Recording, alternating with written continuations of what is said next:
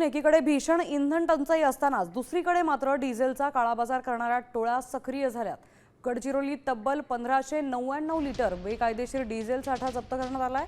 आष्टी पोलिसांनी ही मोठी कारवाई केली आहे। जिल्हा पोलीस अधीक्षकांच्या आदेशानंतर पोलिसांनी मौजा गांधीनगरमध्ये छापा टाकलाय।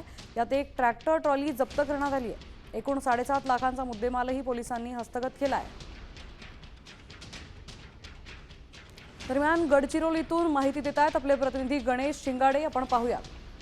चामोर्शी तालुक्यातील आष्टी येथील पोलीस स्टेशनचे पोलीस निरीक्षक विशाल खाडे यांच्या मार्गदर्शनाखाली 1599 लिटरचा डिझेल साठा अवैध डिझेल साठा जप्त करण्यात आलेला आहे।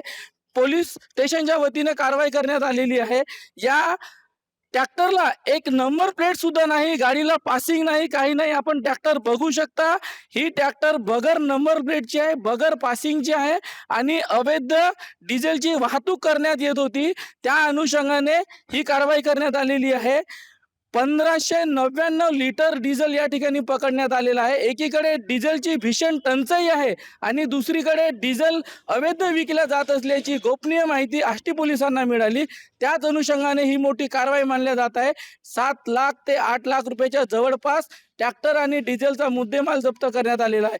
गणेश शिंगाडे, साम टीव्ही, गडचिरोली, आष्टी।